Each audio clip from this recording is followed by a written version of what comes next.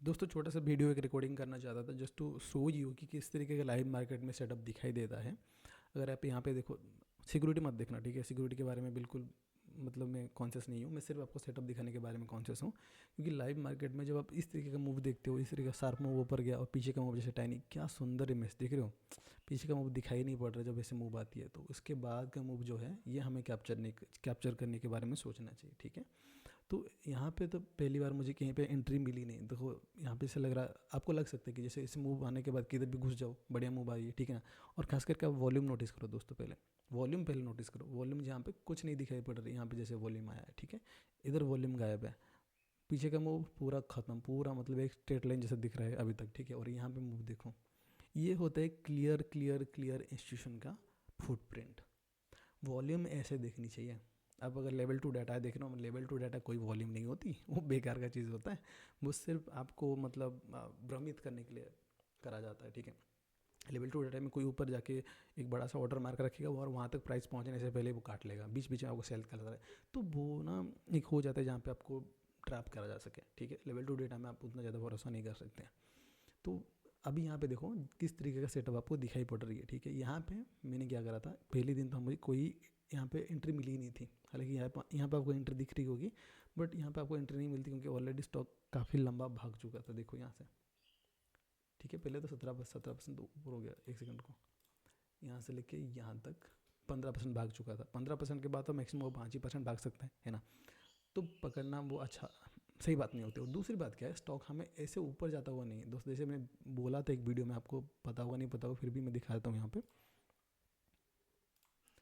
Path जो है ना, ऐसे ऊपर जाने के बाद नीचे की ओर ऐसे होके यहाँ से यहाँ आनी चाहिए, फिर ऐसे कैंडल बने, तो फिर हमें यहाँ पे एंट्री करनी होती है। और यहाँ पे क्या दिक्कत है, ये स्टॉक है ऊपर की ओर जाते जा रहा है, और जो ऊपर की ओर जाते जा रहा है ना, तो ये वीकनेस दिखाता है और हमें ऐसे स्टॉक को नहीं पकड़नी होती, ठीक है। हालांकि यहाँ पे ये जो कैंडल बनी है वो बहुत ज़बरदस्त कैंडल बनी है, एंट्री वाली कैंडल बनी है, बट इसमें एंट्री नहीं होगी क्योंकि दो रीज़न में, जैसे मैंने बताया, ऊपर की ओर जाती जा रही है, और दूसरी बात क्या है, ऑलरेडी बहुत ऊपर जा चुकी है। तो एक दिन में तो ये मिलेगी नहीं, और दूसरे दिन के लिए अगर होल्ड करते हो तो फिर सही है, पर दूसरे दिन के लिए भी होल्ड करते हो ना, तो यहाँ पे आपकी स्टॉप लॉस इधर हिट हो जाती थी। आई थिंक मैंने फिर भी इसमें एंट्री किया था और इसमें स्टॉप लॉस हिट हो गई थी मेरी, या फिर मैंने इसमें एंट्री किया था, मतलब एग्जैक्टली नहीं पता, इसमें शायद एंट्री किया था मैंने, और इधर मेरी स्टॉप लॉस हिट हो गई थी।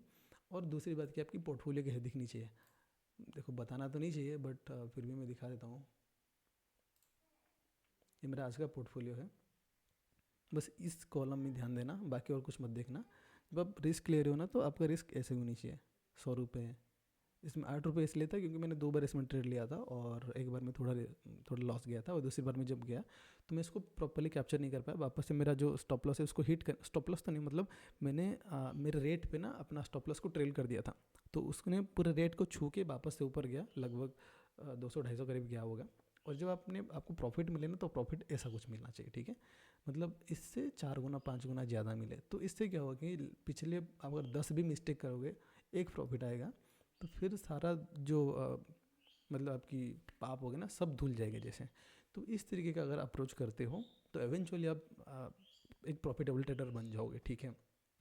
तो बस यही दिखानी थी इस वीडियो में, और बाकी और कुछ मत देखना। अगर कुछ दिख गया होगा तो दोस्तों प्लीज़, क्योंकि मेरा आइडिया बिल्कुल भी ये नहीं कि आपको सिक्योरिटी दिखाऊं, क्योंकि एवेंचुअली अगर आप सिक्योरिटी को देखोगे, कॉपी मारोगे, ये इंस्ट्रूमेंट अच्छा है, ये इंस्ट्रूमेंट अच्छा है, तो फिर ये बेकार का आइडिया है, ठीक है। Eventually you will never become confident और प्रोफेशनल ट्रेडर। आप इंडिपेंडेंट कभी नहीं बन पाओगे।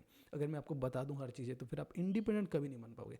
देखो कुछ लोग होते हैं जो प्रोफेशनली किसी और चीज़ में काम कर रहे होते हैं, तो उनके लिए एडवाइज़र रख लेते हैं वो लोग, और वो ट्रेंड एडवाइजर होते हैं, ठीक है, मतलब सेबी रजिस्टर्ड होते हैं, तो वो लोग एडवाइस दे सकते हैं। मैं पहली बात तो सेबी रजिस्टर्ड हूँ नहीं, ठीक है। दूसरी बात क्या है, आपके पास टाइम है दोस्तों, अगर आपके पास टाइम है तो आप रिसर्च करना सीखो। जब मैं कुछ बता रहा हूँ ना, तो ये देखो कि इसमें से टेक डाउन क्या करनी है। सिक्योरिटी को पूरा छोड़ दो, आंख मत रखो, क्योंकि आज ये है कल कोई और होगा। तो हमारा आइडिया बिल्कुल भी ये नहीं है कि हम इन्हीं सिक्योरिटी से पैसा कमाएंगे। ऐसे ऐसे एक चीज़ बताता हूँ आपको, ठीक है। मैंने CDSL में बहुत ज़्यादा पैसे कमाए, ठीक है। BSE में थोड़े बहुत पैसे कमाए। अभी रिसेंटली मैंने BSE ट्रेड किया था, क्योंकि वो मेरा फेवरेट स्टॉक था, उसमें ज़बरदस्त लॉस हुआ मेरे को। एक दूसरा स्टॉक क्या था, अनंतराज, करीब 25,000 करीब ऐसा लॉस हुआ उसमें मुझे। जब भी कभी आप किसी स्टॉक का माई बाप बना लेते हो दोस्त, तो आपका लॉस होना तय है, क्योंकि वो स्टॉक कभी भी गारंटी नहीं देती कि अब मैं यहाँ से मूव करने वाली हूँ, मैं स्ट्रॉन्ग स्टॉक हूँ। ऐसा कभी नहीं होता है। मैंने कुछ कुछ स्टॉक जिनका मैंने नाम भी नहीं सुना था, मैं देख रहा था मूव कर रहा है, पिक कर लिया पहले पहले के, मतलब जब मैं प्रॉफिटेबल ट्रेडर अपने आपको बताता था, मतलब जब पोजिशनल ट्रेडिंग लेता था। BDL करके एक कंपनी है, भारत डायनामिक्स, उसमें मैंने आई थिंक 1.5 लाख का करीब उठाया था। आई थिंक CDSL में करीब 1.5 लाख का प्रॉफिट इसमें था, बट बाय मतलब जब तक उठाया मैं तब तक 60,000 तक करीब ऐसा आ गया था वापस नीचे। ठीक है, तो आइडिया दोस्तों ये है कि हमें सीखना है, ये नहीं है कि कॉपी करनी है। कॉपी मतलब सिक्योरिटी को कॉपी नहीं करना होता, आपको सेटअप को कॉपी करना होता है, चीज़ों को ढंग से समझनी होती है। बस इतना आप ध्यान रखो, बाकी हर चीज़ दोस्तों राम भरोसे तो वैसे भी चल रहा है। ठीक है, चलो इसके साथ इस कहानी को अंत करते हैं, अगली वीडियो में मुलाकात होगी। नमस्कार, जय जगन्नाथ।